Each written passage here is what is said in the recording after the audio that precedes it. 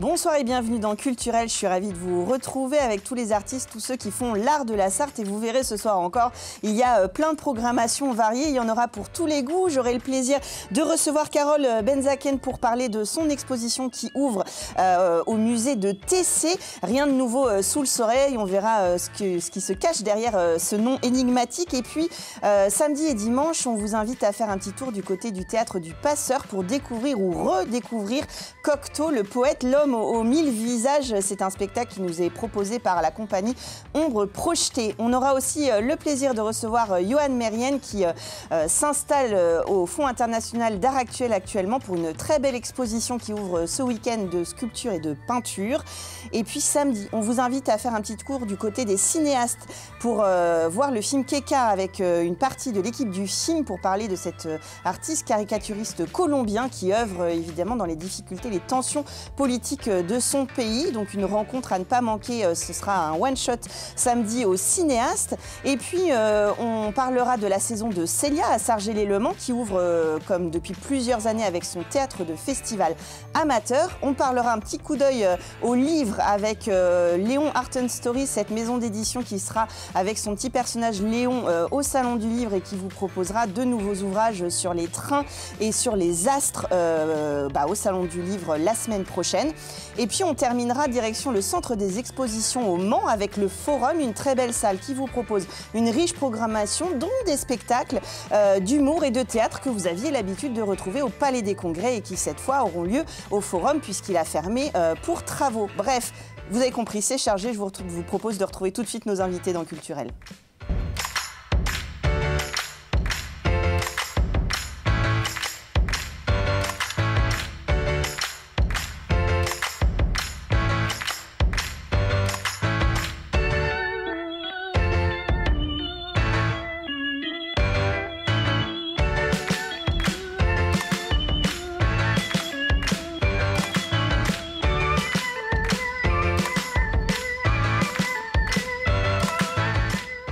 Donc autour du plateau, j'ai le plaisir d'avoir Valentine Tessier et Olivia Loret. Bonsoir. Bonsoir. Vous faites partie de la compagnie Ombre Projetée. Vous nous proposez ce spectacle sur Cocteau ce week-end. Mais avant d'en parler, je me tourne vers ma gauche pour l'exposition qui ouvre au musée de Tessé. Carole Benzaken, bonsoir. Bonsoir. Vous êtes donc l'artiste invité qui a pris ses aises dans le musée de Tessé avec Marie-Élie. Bonsoir. Bonsoir. Vous êtes conservatrice du patrimoine au musée du Mans. L'idée de cette exposition, c'est de faire un vis-à-vis, un regard, comme vous l'avez déjà fait, avec la collection permanente du musée de Tessé. Absolument. En fait, quand on a invité Carole Benzaken à venir exposer au musée de Tessé, on s'est demandé quel pouvait être l'ancrage territorial qui ferait le lien entre Le Mans et Carole Benzaken.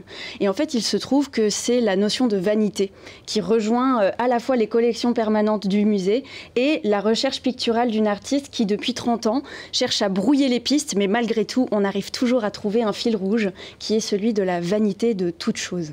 Alors justement, Carole Benzaken, sous ce nom un peu énigmatique, ce travail sur la vanité, notamment, c'est le point de départ, c'est un tableau qui est exposé à Tessé de Philippe de Champaigne qui date du XVIIe siècle. Sur la vanité, sur la notion, alors il y a la mort avec le squelette, il y a justement le temps qui passe avec cette fleur et le sablier, et cette notion de vanité, ce tableau, il vous a inspiré ou en tout cas ça a été un point de départ pour de la création? Alors c'est même plus fort que ça, puisqu'en fait il s'inscrit dans une biographie non pas sartoise, mais mayonnaise, puisque j'avais installé un atelier en Mayenne, à 50 km à peu près du Mans, où je suis allée pour la première fois à l'occasion des travaux inaugurés pour installer mes ateliers et une maison.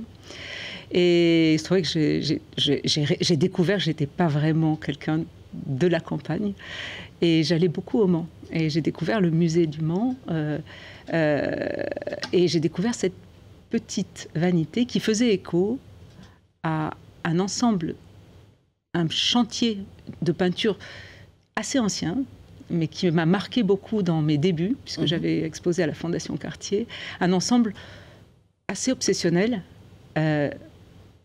sur ou au sujet de ou avec des tulipes. Sursaturés, des tableaux sursaturés, gorgés de couleurs et gorgés. Et ça m'avait interpellée, puis j'ai quitté... Et je me suis débarrassée de cette femme qui était extrêmement lourde au niveau de la gestion, étant aussi parisienne. Et donc, en fait, il fait écho à une biographie où j'ai travaillé sur d'autres travaux, et notamment les arbres de Mayenne, qui sont présentés ici dans une série qui s'intitule Ecclésiaste 7.24, qui est en fait un texte biblique écrit par le roi Salomon, et d'où est sortie Vanité des vanités, cette fameuse phrase qui est un dicton qui est utilisé mondialement. C'est ça. Vanité des vanités, tout est vanité. Et il n'y a rien de nouveau sous le soleil. Et c'est dans le même livre. Donc en fait, il y avait plein d'échos. Ouais. Et cette série, quand je l'ai faite, je l'ai commencé vraiment élaborée en Mayenne, mais pas très loin du musée du Mans, le musée de TC. Et c'est absolument une rencontre ou un rendez-vous incroyable qui croise à la fois ma biographie, l'élaboration d'un travail qui me séparait des tulipes d'une certaine façon et qui aujourd'hui se trouve tout à côté de cet immense chef-d'œuvre qui est tout petit. Alors, en plus, ce qui est amusant, justement, c'est que cette tulipe, quand on voit votre travail, on n'aurait pas forcément l'idée, mais avec ce rapprochement-là, on se dit, mais oui, du coup, là, c'est pas possible, 17e, 21e. Alors, cette notion de format, alors, il y a des très grands formats, vous, et des tout petits, des très longs, hein. Arrêtez-moi si je me trompe, Marie, mais j'en ai pas vu souvent comme ça. C'est-à-dire que vous faites, comment vous appelez ça en fait, c'est des petits tableaux, c'est peu un ensemble de miniatures. Et voilà, il y a un côté un peu cinématographique aussi qui passe. Et cette notion de temps, de champ d'arrêt, cette notion de cinéma et de cadrage qui est intéressante au regard de la collection du musée TC aussi. Oui, absolument. En fait, l'œuvre dont on parle, c'est un rouleau à peinture que Carole commence en 1989 alors qu'elle est encore étudiante aux Beaux-Arts. La première peinture qu'elle fait sur ce rouleau qui est de haut de 5 cm mais qui aujourd'hui atteint 113 mètres de long, c'est plus long qu'un terrain de foot. Elle peint en fait la chaudière de son atelier au Kremlin-Bicêtre. Et aujourd'hui, la dernière peinture qui figure sur ce rouleau à peinture, c'est en fait l'équipe des musées du Mans qui l'a aidé à monter cette exposition. En fait, c'est un journal intime visuel qu'elle file depuis 1989 et jusqu'à aujourd'hui et pour les années à venir encore, qui est une réflexion absolument immense sur le temps, le passage du temps et comment est-ce qu'une artiste, malgré l'enchaînement de productions extrêmement différentes, peut rester constante, rester attachée à la production d'un seul et même fil, d'une seule et même pellicule tout au long de sa vie. Justement, ce regard du mouvement, ça se retrouve de différentes manières dans votre travail, ou quand vous étiez aux États-Unis ou autres, ou parfois vous peignez d'après arrêt sur image, au sens vraiment propre du terme. Voilà, il y a cette notion de prendre le temps qui passe. Et alors, moi, j'ai trouvé intéressant dans votre travail l'idée de brièveté que vous associez plutôt à l'humain, et puis cette idée de continuité, d'éternité à la nature, qui est un éternel recommencement. Après, ça dépend justement comment on voit notre passage humain sur Terre. Mais finalement, il y a ces temps d'arrêt que vous proposez, ces regards qui ne sont pas en opposition, mais qui finalement se complètent, et d'essayer de regarder si on va à la même vitesse. Presque. C'est tout à fait juste. Et c'est vraiment replacer ma position d'artiste toute petite en face du grand Philippe de Champaigne, dans l'infiniment grand de la pensée janséniste, qui est l'infiniment petit, relié à l'infiniment grand qu'on ne connaît pas. Mais qui nous échappe et dans lequel nous faisons partie comme chacun unique et précieux, mais comme tous ces petits grains de sable, et qui sont... Et c'est faire du lien. Être artiste, c'est faire du lien. C'est faire du lien entre, pour moi en tout cas, la peinture qui est plutôt en grand format, les grands tableaux, très optiques et très dans une étendue qui sort du cadre. Et cette bande filmique qui est aussi en noir et blanc, dans des cales dont le titre est comment dire, inspiré de Candide de Voltaire, donc du personnage de Candide, qui regarde le monde avec bonheur et avec candeur, en essayant de même transformer les catastrophes parfois en art, en moments de mémoire et en moments de soin. Soigner un petit peu le monde à son niveau tout petit, dans un grand univers qui est assez incompréhensible pour nous. Et c'est un peu ce que vous vous efforcez à faire aussi. Et justement, ces notions de regard, d'échelle, du cadre et du hors-cadre aussi, c'est des notions dont vous allez pouvoir parler évidemment en médiation. L'exposition elle a lieu jusqu'au 18 janvier. Donc on va pouvoir profiter de ces œuvres en regard du fond du musée de Tessé et puis avec différentes actions et bien sûr des scolaires, etc. Bien sûr, on a une action culturelle vraiment très importante sur cette exposition grâce à notre pôle des publics qui a axé vraiment l'action culturelle de cette exposition autour du bien-être, justement. On va avoir des ateliers d'initiation à la philosophie, on va avoir de la méditation, du yoga. On a aussi pensé que parler de Carole Benzaken, c'était aussi parler en musique. Et donc, il y aura évidemment des concerts, il y aura des déambulations musicales au sein de l'exposition. Et ça nous tenait vraiment à cœur de faire résonner autrement une exposition aussi protéiforme que l'œuvre de Carole, qui peut sembler complexe à saisir et qui pourtant est d'une très très grande accessibilité. Voilà, de l'accompagner de programmes particuliers pour nos publics, au-delà de toutes les visites guidées et de tout l'accueil des scolaires, effectivement, que vous évoquiez, comme nous avons l'habitude de le faire au musée de Tessé. Et de l'ouvrage sur cette exposition aussi qui est édité, qui permet de compléter, et puis d'emmener une petite partie de cette pensée chez nous pour continuer justement à réfléchir à ce regard. En tout cas, une belle exposition, rien de nouveau sous le soleil. Aller plus loin que cette première expression que l'on connaît bien, mais finalement on ne sait pas trop ce qui se cache derrière. C'est jusqu'au 18 janvier. Merci Carole de vous être arrêtée sur le plateau. Dans les propositions, ce week-end, samedi et dimanche, Olivia Loret, Valentine Tessier, vous vous installez au Théâtre du Passeur pour nous parler de Cocteau, l'artiste aux 1000 visages, 1000 villages peut-être aussi 1000 amants, 1000 tout. L'idée, c'est un spectacle qui est théâtral, musical et en fait qui est aussi protéiforme justement pour un artiste qui l'était tout autant finalement. Tout à fait. En fait, nous, on a souhaité faire un spectacle sur Cocteau. Peut-être Olivia en dira plus sur notre... on a créé en fait une série de spectacles autour des livres. C'est ça, il y en a un sur Colette. Colette, Cocteau, on a un sur Pessoa et un autre qui arrive sur Sagan, mais Olivia en parlera peut-être plus tout à l'heure. Et pour ce qui est de Cocteau, nous, il nous passionne, il nous étonne en permanence parce qu'en effet, il a des milliers de talents, différents visages.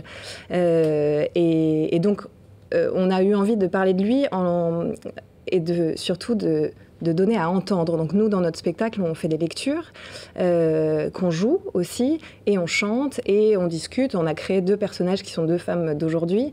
Et notre objectif, c'est de donner envie de lire. Vous parliez tout à l'heure, Carole, de la place de l'artiste dans le monde dans lequel on vit. Je ne sais pas si les artistes changent le monde, mais en tout cas, je suis convaincue qu'ils changent notre regard, le regard qu'on a sur le monde. Et Cocteau, en ça, est fascinant et en fait très moderne. Et donc nous, ce qu'on essaye en donnant envie de le lire, c'est de montrer à quel point il est moderne, comme il y a des ponts entre ce qu'il dit et entre notre réalité, notre monde d'aujourd'hui, un peu inquiétant. Et donc, en chantant, que ce soit pas ennuyeux, en fait. On veut donner envie de lire, montrer que c'est hyper marrant, en fait, de lire. Et que quand on lit, ça nous ouvre des portes, des mondes, et que, voilà. Alors, justement, ces multiples talents aussi, parce que finalement, il était un peu impresario aussi. Enfin, il avait compris pas mal de choses par rapport au monde qui l'entourait. Sa vie, presque, est une œuvre aussi d'engagement. Avec ses ombres, voilà, et c'est intéressant. Et justement, c'est un personnage qui parce que moi je connaissais Cocteau et les lectures de Cocteau, mais en préparant cette émission, je me suis replongée dans sa vie, j'ai redécouvert plein de choses déjà. Et l'idée, c'est aussi de s'adresser à tous les publics. Il y a cette notion d'accessibilité, on peut venir avec les enfants, on n'a pas forcément besoin d'avoir lu Cocteau ou même d'avoir le projet de le faire pour apprécier le spectacle. Oui, ça nous tenait vraiment à cœur de se dire qu'il ne faut pas que ça soit un obstacle de se dire je ne connais pas vraiment Jean Cocteau ou j'en ai qu'une mini image en tête et souvent on pense plutôt au cinéma. Mais il a fait tellement de choses qu'on a envie de donner envie de découvrir qu'il a été aussi parolier, qu'il a fait aussi de la céramique, qu'il a écrit évidemment beaucoup de poésie. Mais en fait, la poésie sous toutes ses formes. Et en fait, c'est ça qui était très flagrant chez lui et très impressionnant. C'est que la poésie ressort dans n'importe quel art. Parce que c'était juste une façon pour lui de voir le monde, un peu comme un enfant qui s'autorise tout et qui, dès qu'il ouvre la porte d'un art, il se rend compte de tout ce qu'on peut faire. Et c'est nous, ce qui nous amuse aussi, et nous plaît surtout, c'est de se dire, on n'a pas besoin d'être cantonné à une façon de voir un art. Et c'est ce qui lui a été aussi beaucoup reproché, mais lui, il a cassé tous les codes à chaque fois, peu importe le médium qu'il a utilisé. Et c'est ce qu'on essaye. En fait, dans nos spectacles, à chaque fois, notre idée, c'est de parler d'artistes qui sont des personnages très libres, en fait, et qui osent. Et on veut en faire des modèles. Enfin, ça reste pour nous des modèles, et on veut montrer ça, qu'ils ont osé. En fait, ils y sont allés. Ils ne savaient pas forcément faire. Typiquement, Cocteau, ce qu'on dit aussi sur le cinéma, ce qui l'intéresse, c'est que ça vient de commencer, en fait, le cinéma. Et il va s'en servir pour lui. Il va pouvoir... Enfin, ce qui l'intéresse, c'est de pouvoir en faire tout ce qu'il veut. Et il ne savait pas faire avant, mais il a essayé. Et après, il l'a fait aussi avec les autres et pour les autres. Il y a ce regard sur le monde qui passe. Alors, c'est résolument contemporain et en même temps, c'est très ancré, évidemment, dans sa période de vie, avec les guerres, avec toute l'actualité qu'il a traversée. Sa situation, de s'afficher avec des hommes aussi. Enfin, il y a plein de sujets qui, finalement, reviennent sur le devant de la scène encore et encore plus peut-être aujourd'hui. Moi, j'ai noté... J'ai trouvé intéressant Aragon qui disait que c'était un poète-orchestre. Et il y a cette notion d'orchestre dans votre spectacle parce qu'on ne sait pas forcément ce qu'on va y voir en termes justement de forme, mais en tout cas, on va aller rencontrer vos personnages et à travers elles, Cocteau et faire sa rencontre et juste nous donner envie. C'est aussi le plaisir du théâtre du Passeur qui nous propose une programmation comme ça, accessible et relativement intimiste, mais pas dans la notion élitiste, mais justement dans la notion de partage et d'ouverture. Oui, nous, on est très heureuse de jouer dans des lieux comme ça où on est très proche du public et on peut être dans ce partage. C'est un spectacle d'ailleurs qui est un peu tout terrain parce qu'on est très heureuse quand on le joue dans des théâtres, mais il joue aussi dans des écoles, dans des EHPAD.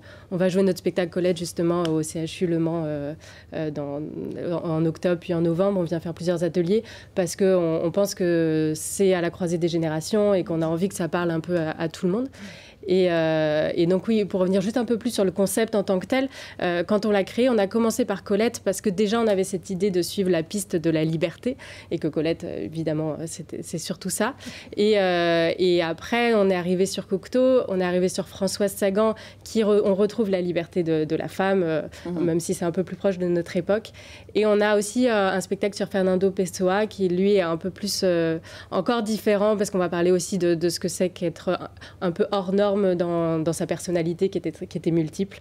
Voilà. Donc c'est des formats de spectacle où à chaque fois on essaye aussi de trouver des auteurs qu'on connaît que sous un prisme et qu'on va essayer d'agrandir pour montrer un peu et la vie et l'œuvre de ces personnages. Et ce qui est intéressant, c'est de se dire que ce qui s'applique à Cocteau ou aux quelques personnages que vous avez déjà utilisés, c'est peut-être un regard qu'il faut qu'on pose de manière plus générale sur le monde qui nous entoure et sur les artistes en général. Donc ça, c'est intéressant à découvrir. Le samedi, donc 27 à 18h30 et dimanche à 17h, vous allez sur le théâtre du Passeur pour prendre vos places et on vous suit. Compagnie Ombre projetée aussi sur les réseaux sociaux pour voir votre actualité. Évidemment, on va aussi suivre sur les musées du Mans pour savoir toutes les actions qui vont être menées autour de votre exposition. Carole Benzaken, on peut vous retrouver aussi sur votre site internet. Merci à toutes les quatre d'être venues nous parler de l'actualité et puis on continue puisqu'elle est chargée, on continue tout de suite dans le culturel.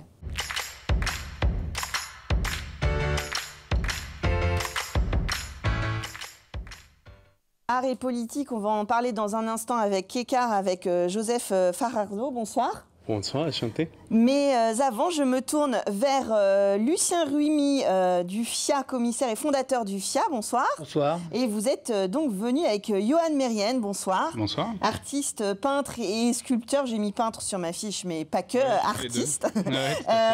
Donc vous prenez vos quartiers au Fonds international d'art actuel. L'exposition, elle commence demain jusqu'au 11 janvier. Lucien Ruimi, comment comment vous avez eu envie et pourquoi cette exposition de Johan? Ça fait plus de 10 ans que je suis le travail de Johan. Il m'avait été présenté par un ami qui travaille à Collart et donc j'avais suivi ce travail. Et puis donc à un moment donné, il faut bien se lancer, aller jusqu'au bout des choses et quand on aime quelque chose, de pouvoir le présenter. Et il y a chez Johan une puissance dans le travail qui est assez forte et qui fait qu'effectivement il y a une très grande présence. Vous avez qu'à venir au FIA et vous verrez cette force-là au travers des œuvres de Johan Merienne. Alors justement, Johan Merienne, dans les écrits, parce que je n'ai pas encore eu la chance de voir l'exposition, mais dans ce que j'ai pu lire et voir, l'exposition s'intitule « La racine et les feuilles ». Alors quid de qui est la racine entre vous et les artistes dont vous vous inspirez, et puis ces feuilles qui poussent. Et vous avez une réponse dans le communiqué de presse qui disait « Puiser aux racines la sève qui fera naître une nouvelle feuille ». Il y a cette notion d'hommage, d'inspiration des artistes dits pompiers classiques avec des représentations figuratives de grandes scènes en grande pompe. Je ne sais pas si l'expression vient aussi de pompiers, mais en tout cas avec des sujets académiques, historiques, mythologiques. Comment vous avez eu envie de vous inspirer, de repartir de ces tableaux-là pour en faire de nouvelles feuilles? En fait, je pense que c'est un travail qui est assez logique dans un cheminement créatif. Donc dans une carrière professionnelle de peintre, d'artiste globalement. Je pense que quand on a envie de créer des nouvelles choses, il faut de toute façon regarder un petit peu dans le rétroviseur. Et dans les derniers mois et les dernières expositions que j'ai faites, j'avais besoin de me donner beaucoup de liberté dans ma touche et dans mon travail. Et donc pour ça, j'ai dû me baser sur des choses solides et éliminer toute une partie du travail créatif qui est la mise en page, la mise en cadre, et puis me reposer sur quelque chose de très solide. Donc en prenant des artistes classiques que j'aimais beaucoup, j'ai fait ça de façon assez gratuite, j'ai fait une sélection d'œuvres que j'aimais particulièrement. J'ai pu me libérer de toute la partie réflexion sur le thème, sur la mise en œuvre. Et même si moi j'ai refait des cadrages, j'ai retravaillé pas mal la lumière aussi, parce que la plupart des tableaux que j'ai utilisés étaient en couleur à l'origine. Donc moi, vu que je ne travaille que le monochrome, j'ai dû adapter beaucoup la lumière, tout ça. Donc il y a un gros boulot en amont. En fait, cette démarche m'a permis, moi, derrière, de me libérer de beaucoup de choses et de me concentrer sur ma touche, sur ma dextérité. Et donc voilà, c'était un boulot qui était très introspectif et qui m'a permis, donc comme le titre l'indique, de me reposer sur mes racines pour créer des nouvelles feuilles et des nouveaux axes de recherche. Alors justement, il y a cette notion de cette contrainte créative que vous vous êtes mise. Enfin, quand je dis contrainte, en tout cas ce point de départ, cette racine. Aujourd'hui, c'est vrai que dans l'art contemporain, on s'attend moins à voir ces références d'artistes plus académiques, avec quand même déjà cette idée de grandeur à la fois dans le choix des sujets, avec beaucoup de missions d'historique, plusieurs niveaux de lecture et même dans le cadrage. Et il y a un côté plaisant aussi de rentrer dans votre travail comme ça, parce que c'est finalement une proposition qu'on a peut-être moins l'habitude de voir, puisque ces sujets-là, petit à petit, se sont un peu séparés des sujets d'artistes. Il y a une vision très... je pense que dans l'art contemporain des 40 dernières années, on a essayé de mettre ça pas mal de côté, qui est une vision très classique de l'art. Très franchement, je ne me suis pas trop posé de questions. J'avance de toute façon beaucoup à ma sensibilité. Et puis en fait... j'ai envie de dire, peu importe. Là, je suis plus encore une fois, dans une recherche d'introspection et l'analyse de ces tableaux-là. Chacun en fait un peu ce qu'il en veut. Moi, ça m'a permis de travailler sur ma propre dextérité et tout ça. J'en reviens encore à ce que je disais tout à l'heure. La vision que l'art contemporain a des tableaux classiques, finalement... elle est ce qu'elle est, si vous voulez. C'est les musées d'art contemporain, tout ça, on a beaucoup plus d'installations conceptuelles, des travaux comme ça. Moi, je sais que de toute façon, je ne suis pas forcément considéré comme un artiste très contemporain. Mais en fait, tout ça, ça m'est complètement égal. Et c'est ça qui fait la richesse de la proposition aussi.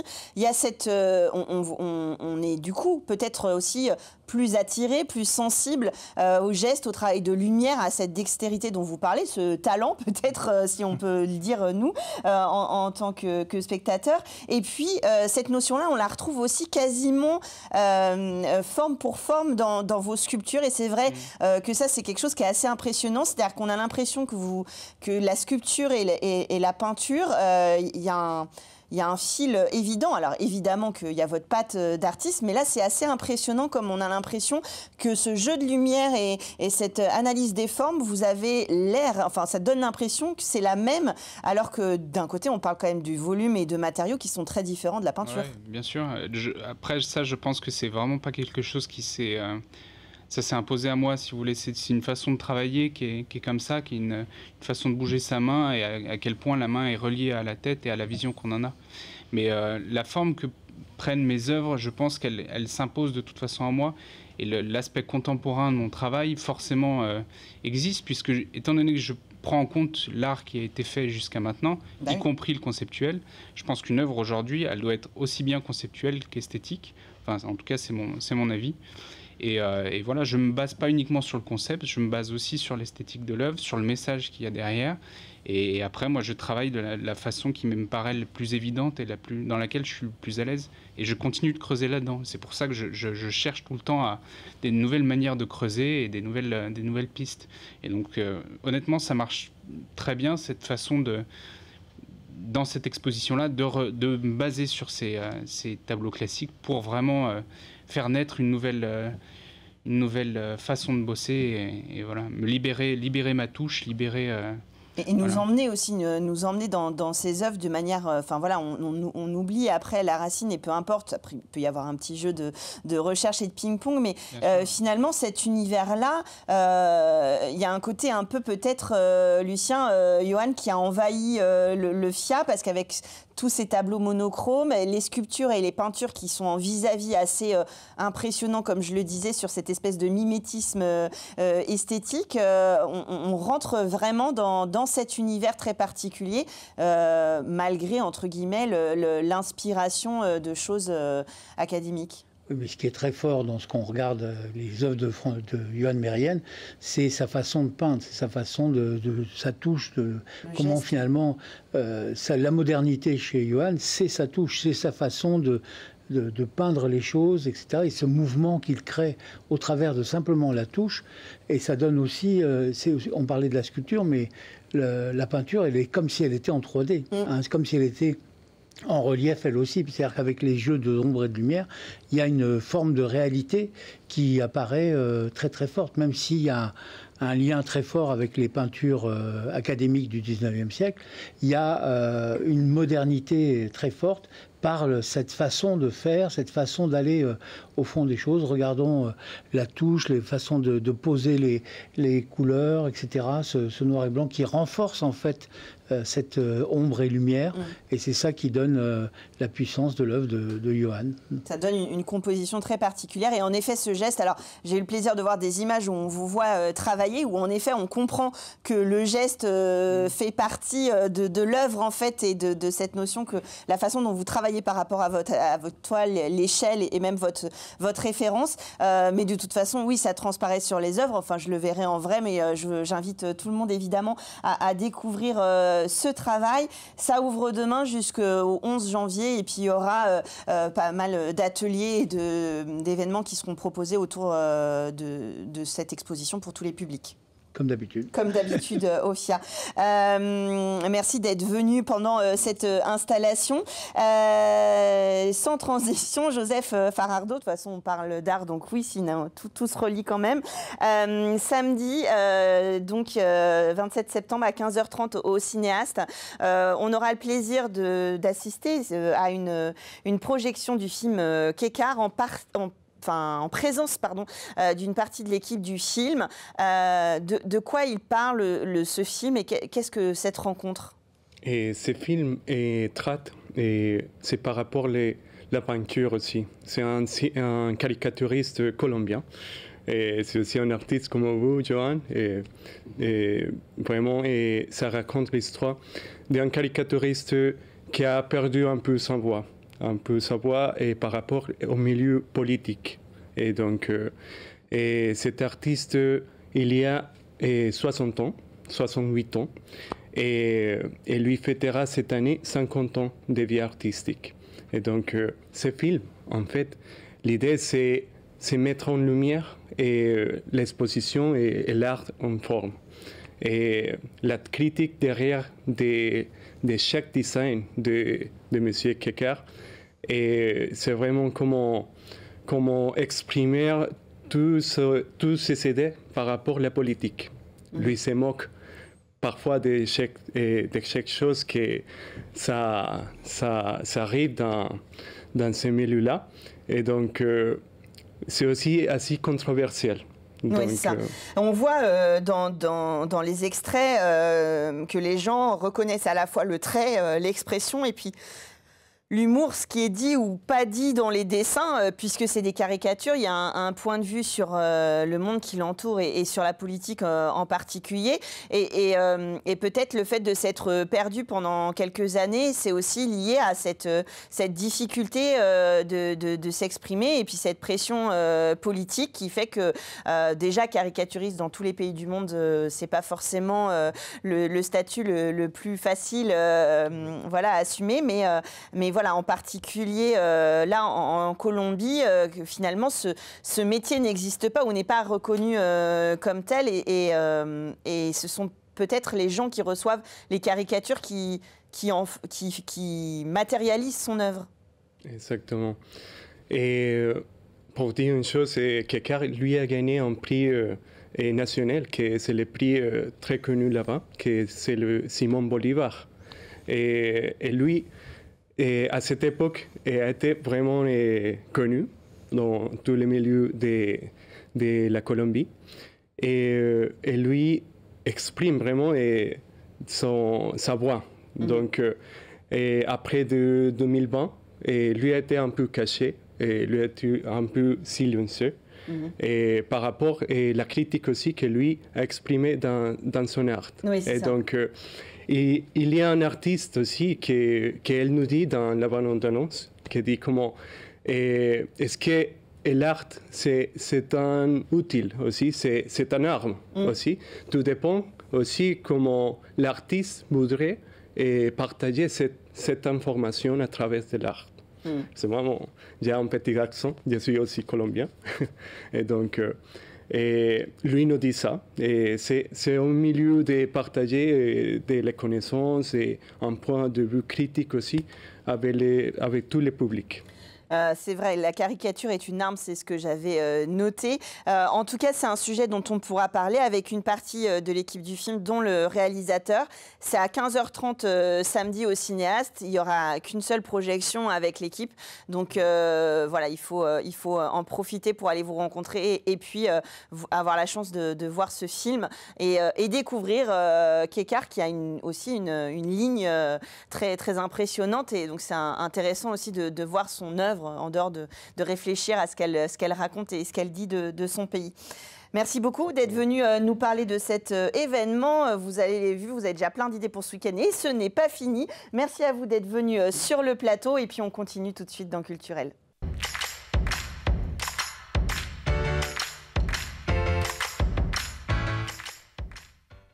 Plein d'idées sorties pour cette fin d'émission. Dans un instant, on parlera du Forum Le Mans au Centre des Expositions avec Émilie Leroux et Adrien Kéravec. Bonsoir. Bonsoir. On fera un petit tour du côté du monde du livre avec Hélène Perragallo. Bonsoir. Bonsoir. Avec Léon Art and Stories, on en parle dans un instant. Mais avant, je me tourne vers Patrick Chabot. Bonsoir. Bonsoir. Élu à la culture de Cergy-le-Mans, vous venez nous parler de l'ouverture de saison de l'espace Célia. qui propose toute l'année des spectacles de toutes formes, du théâtre, de la musique, plein de types de spectacles. Et comme depuis plusieurs années, vous ouvrez votre saison avec la 17e édition déjà du Festival de théâtre amateur. C'est ce week-end, du 26 au 28 septembre. Donc ce festival qui, comme son nom l'indique, propose d'ouvrir la scène aux artistes amateur. Théâtre amateur. Oui, effectivement, vendredi, c'est l'ouverture de saison en premier lieu. À 19h, on ouvre la saison. Ça veut dire qu'on présente un petit peu tous les spectacles de la saison 25-26. On a à peu près une dizaine pour les jeunes publics et une dizaine pour les tout publics. Et puis, on en profite à partir de 20h30 pour ouvrir aussi le festival de théâtre amateur. Donc c'est une dizaine de spectacles, c'est pas une dizaine, c'est 10 spectacles qu'on a avec 9 compagnies qui sont sartoises. Et on y tient, ça fait 17 ans que nous offrons ces spectacles. Et voilà, donc on aura 3 spectacles le samedi après-midi, 3 spectacles le samedi soir, ce sera danse aussi, et 3 spectacles le dimanche. Alors là aussi, c'est des spectacles dont on peut profiter en famille. Ça donne bien aussi un petit peu le ton de votre saison, de travailler avec des artistes du territoire, d'ouvrir ce lieu. Il y a aussi pas mal de rencontres qui sont proposées, pas mal de partenariats avec des associations du territoire. C'est un lieu de programmation, mais aussi de vie dans votre commune et autour. Oui, parce que le festival, effectivement, on en profite aussi pour remercier tous les bénévoles qui nous aident. C'est à peu près 25 bénévoles qui nous aident pendant ces 3 jours pour faire à manger pour toutes ces troupes-là. Et on y tient que chaque troupe reste pour regarder leurs collaborateurs, les suivants. Et le dimanche matin, même, on organise ce qu'on appelle un apéro-rencontre. Ils en profitent plutôt pour discuter de leurs problèmes, de leur saison. Et puis aussi, on a toujours l'idée de former une petite rétrospective de tous ces spectacles ensemble avec toutes ces équipes, avec toutes ces compagnies. Ça, c'est un moment chaleureux et puis accessible, très sympa à partager pour l'ouverture de saison. Après, on a un spectacle un petit peu détonnant le 11 octobre, Allez les filles, sur une aventure musicale. Alors, le postulat de départ, c'est des femmes qui se retrouvent au chômage et qui décident de créer une entreprise pour nous faire voyager au fil des chansons. C'est assez joyeux, c'est un moment de partage avec beaucoup d'humour et bien sûr de chansons. Bien sûr, on a voulu ouvrir la saison 2025 avec un spectacle très festif.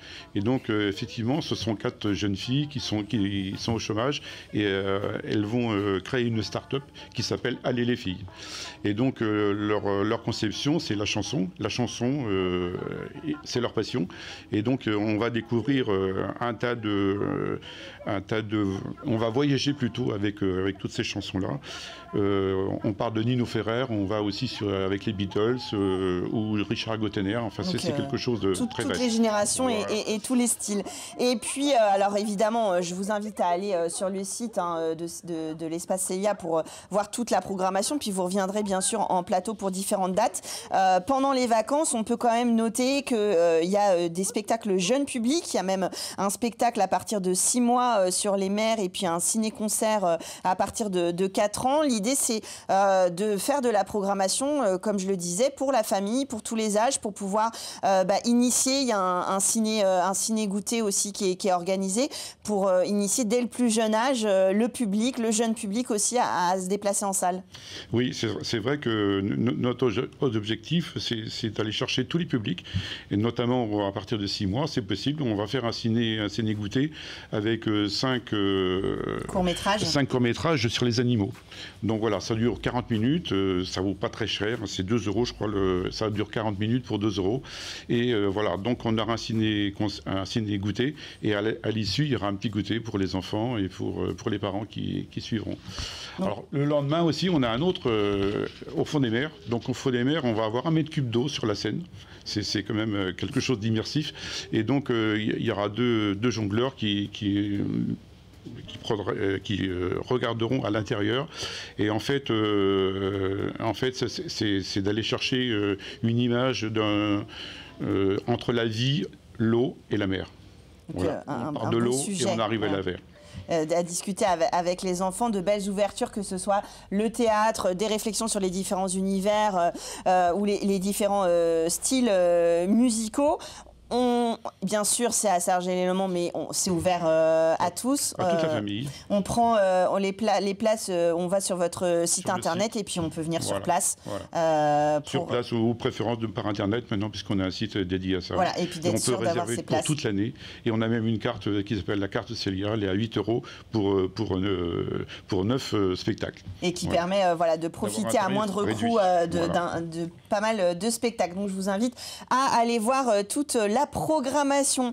Un petit tour aussi, Faites lire commence ce week-end, c'est le grand temps fort autour de la lecture et des éditions au Mans. Hélène Perragallo, vous allez présenter vos nouveautés au salon avec Léon Art and Stories. Vous êtes la directrice éditoriale et la gérante de cette maison d'édition.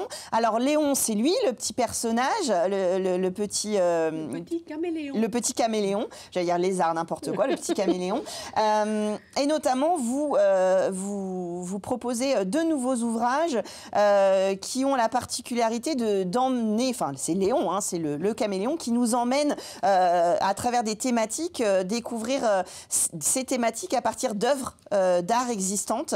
Et puis c'est comme ça que vous reliez ces tableaux qui sont repris dans vos ouvrages à partir de thématiques. Donc là, vous en avez un sur le train notamment. Voilà, alors on en a 2 qui sortent cette année. Celui-ci sur le thème des trains, avec des œuvres d'art très connues, comme par exemple des œuvres de Monet. C'est le premier qui commence la série. Mais on a aussi des œuvres d'art moins connues pour faire découvrir les artistes. Et pour chaque œuvre d'art, ici, là par exemple, on a un Paul Delvaux, et le petit personnage de Léon interagit avec l'œuvre. C'est souligné par une phrase en français et en anglais.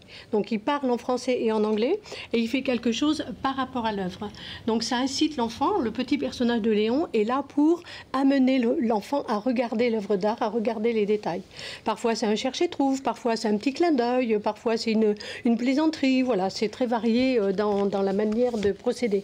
L'auteur ici c'est Régine Bobet, l'illustrateur c'est Guillaume Tranois. Voilà, comme Soleil et Lune. L'autre ouvrage qui lui est de Hélène Kérylis, qui nous emmène sur les astres. Donc c'est 2 thématiques, hein, le train et soleil et lune. Soleil et lune, c'est même principe, hein, 13 œuvres d'art sur ce thème-là, avec du soleil, de la lune, etc. Et chaque fois, le petit personnage de Léon va interagir. Il est souvent accompagné d'ailleurs par son petit nounours, Teddy, en anglais, puisque c'est toujours français-anglais, ou parfois par des petites souris qui, elles, n'ont pas de prénom, mais ça rend les choses plus amusantes avec ces petits animaux. Voilà. Plus accessible. Alors, c'est vrai que ça permet aux enfants de découvrir les œuvres d'art, de s'interroger sur une thématique. Voilà, on veut parler des trains, où après, les enfants, ils ont leur période. Hein, vous en avez sur les bateaux, sur Noël, sur les chevaux, sur les arbres. Donc, en fonction des affinités de vos enfants, vous pouvez choisir l'ouvrage qui correspond. Et puis, on va dire cette candeur et cette ouverture, vous en profitez avec la notion français et anglais pour la notion pédagogique, parce que c'est vrai que pour recevoir une peinture, on n'a pas besoin de parler telle ou telle langue. Donc l'idée, c'est de profiter en fait de ce sujet. C'est un point de départ en fait pour entamer la conversation, qu'elle soit autour du langage. Vraiment, les œuvres d'art, en fait, tout ce qui est image, ça n'a pas besoin de mots, si vous voulez. C'est-à-dire que on peut rentrer directement dedans. Et après, on peut s'amuser avec, et c'est ce que fait le petit personnage de Léon, en espérant qu'il va entraîner ainsi le petit lecteur. Ça s'adresse aux enfants entre 4 et 6, 7 ans à peu près. Et donc, c'est comme ça que les enfants peuvent rentrer dans l'art de manière amusante. On leur dit pas, il faut regarder, c'est beau, c'est célèbre. Non, non, on leur dit, amuse-toi, regarde ce qu'il fait, le petit Léon. Est-ce que toi, tu n'as pas aussi envie de faire quelque chose avec ce tableau? Voilà, c'est une manière d'entrer. Alors, je précise que Soleil et Lune, il sort officiellement le 12 octobre, mais nous l'aurons en avant-première pour le Salon du Livre du Mans, Faites lire.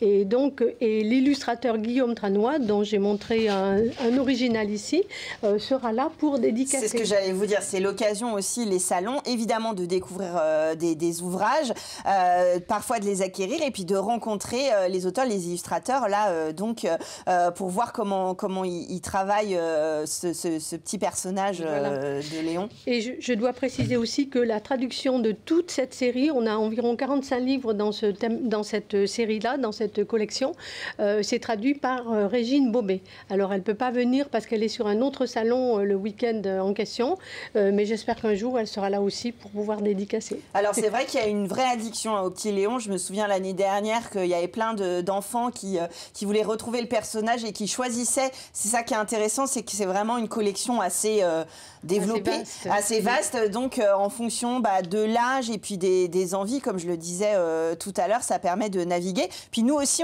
on apprend en tant qu'adulte parce que c'est vrai qu'il y a des œuvres dont on n'avait pas pensé, notamment par exemple sur le train, je trouve ça intéressant, ou sur les bateaux, ou sur les arbres. Voilà, ça nous fait une petite révision autour d'une thématique. Donc on vous retrouve sur le Salon des Livres. Alors évidemment, vous pouvez aller aussi sur le site internet et puis dans toutes les bonnes librairies pour retrouver les ouvrages de Léron Art and Stories. Mais voilà, c'est toujours plus sympa de venir à votre rencontre et vous serez là les samedis et dimanches 4 et 5 octobre. Oui, y compris même le vendredi après-midi. Dès le vendredi, ça commence. Voilà. Donc allez et emmenez vos enfants voir les livres, les manipuler, les regarder. Et bien sûr, s'ils peuvent en acquérir un et se faire une dédicace, c'est toujours aussi chouette. La cerise sur le gâteau. Voilà, exactement. Donc de nouveaux ouvrages à découvrir, une belle maison d'édition. Allez faire un petit tour de toute façon. Je n'ai pas pu recevoir toutes les maisons d'édition, tous les auteurs qui seront présents à Faites Lire, mais n'hésitez pas à vous balader lors de cet événement. Je continue maintenant avec le forum. Alors, Émilie Leroux, vous êtes chargée de production et de communication. Adrien Kéravec, vous en êtes le programmateur. On avait l'habitude de vous voir sur le plateau pour le Palais des Congrès qui a fermé ses portes pour travaux. Et donc, vous mêlez cette programmation et vous la proposez au forum qui est au Parc des Expositions au Mans. Oui, l'idée, c'était à la fermeture du palais de pouvoir continuer nos activités culturelles. On a la chance, le Mans Événement, de gérer plusieurs sites, dont le Centre des Expos, le Palais des Congrès, l'Office du Tourisme.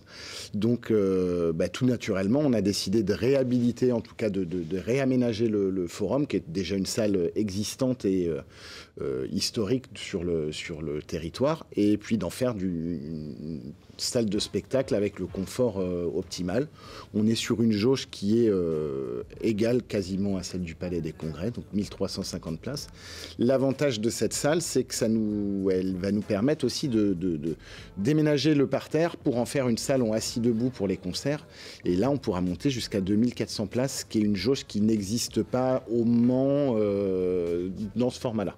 Alors c'est vrai que c'est une très belle salle et puis il y a cette idée de la réinvestir avec votre programmation. Vous le disiez, d'avoir différentes formes, différentes jauges. Il y aura un café-bar aussi associé. Donc l'idée c'est de prendre le temps peut-être de venir, pour ceux qui avaient l'habitude du centre-ville, au Parc des Expositions près de cette salle, mais voilà, de refaire un lieu et des temps forts autour de cette programmation, de prendre le temps un petit peu de se poser autour de ça et d'en échanger. De créer une expérience spectateur, on aime bien ce terme-là, c'est-à-dire de se dire on va voir un spectacle, mais on y va aussi pour autre chose, pour partager un moment avec des amis, avec ça ou son compagnon, et voilà, partager, discuter avant, débriefer après un spectacle autour d'un verre, une petite planche de charcuterie ou de fromage ou autre.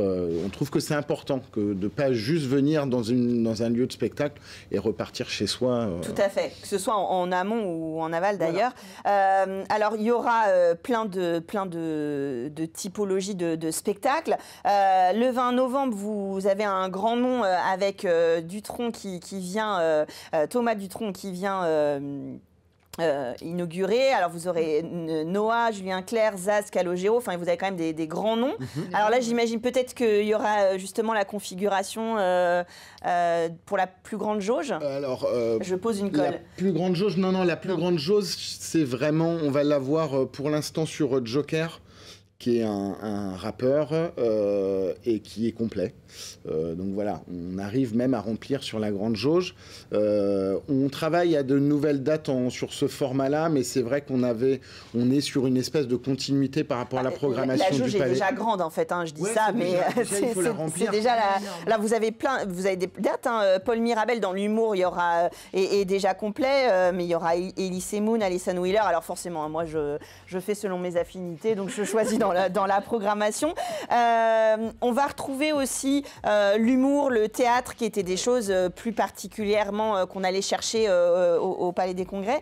Le 27 novembre, par exemple, avant Noël, vous avez le Duplex, alors avec un sacré plateau, hein, Annie Dupéret, Corinne Touzet, Pascal Légitimus, Francis Perrin. C'est l'occasion aussi d'aller voir ces spectacles de boulevard avec des grands noms qui sont sur scène et aussi des moments, encore une fois, de convivialité, d'accessibilité du théâtre pour tous. C'est vraiment des rendez-vous importants aussi pour le public manceau et même sartois. Oui, ça nous tenait à cœur de garder la programmation théâtrale qui était un peu notre spécialité, qui était ce qui plaisait le plus à notre public. Et donc cette année, on a voulu vraiment garder 4 boulevards cette année, 4 pièces de boulevard avec tout un tas de comédiens connus, dans l'idée de continuer à offrir cette offre aux manceaux, qu'elle ne manque pas. Alors il y aura donc du théâtre, de l'humour. Aussi avec des one man et woman show, tout style de musique. Et puis voilà, c'est vrai que tout au long de l'année, on peut se faire cette programmation. Alors évidemment, il y a des têtes d'affiche, comme on dit, avec des noms qui sont plus connus. Mais l'idée, c'est justement de piocher et puis de se faire sa petite programmation à l'année. Alors il y a quelques dates qui peuvent vite se remplir, donc vous pouvez d'ores et déjà prendre vos places en ligne. Mais l'idée, voilà, c'est d'avoir un rendez-vous un petit peu récurrent dans cette nouvelle salle et d'en faire le nouveau point de rendez-vous. Oui, c'est ça, en fait. On veut alors, pas mal de gens nous disent, ah oui, mais c'est en extérieur de ville. Oui, en fait, c'est pas un souci en soi, puisqu'on a des transports en commun, on a un parking qui sera un avantage. Il n'y aura pas de problème de stationnement par rapport aux problèmes qu'on pouvait avoir sur le Palais. L'arrêt de bus est à 7 minutes à pied de l'Oasis à la salle. C'est à peu près le même temps pour aller de la République au Palais des Congrès. Ouais. Donc en fait, tout est mis en place. On s'est affilié à une plateforme de covoiturage aussi, pour justement faciliter l'accès aux gens, puis créer aussi du lien. C'est-à-dire que ça peut être aussi le moment pour des gens de partager une voiture, mais aussi de partager un ressenti, d'échanger, et puis peut-être de créer des affinités. Et voilà. Et de venir et d'y revenir. De toute façon, c'est pas, entre guillemets, une excuse. Il y a plein de choses qui se passent. Quand les gens vont en Antares, c'est la même problématique. La même chose, donc voilà. L'idée qu'il faut retenir, c'est que voilà, si vous aviez l'habitude d'aller au Palais des Congrès, vous pouvez retrouver une grosse partie de la programmation au Forum, au Parc des Expositions. Et puis de toute façon, si vous avez envie de découvrir du théâtre, de l'humour, de la musique, tout style, n'hésitez pas à aller sur leur site internet pour retrouver toutes leurs dates. Merci d'être venu jusqu'à nous. La programmation est large et diverse dans les jours à venir. Vous avez de quoi faire. Et nous, on se retrouve même heure la semaine prochaine.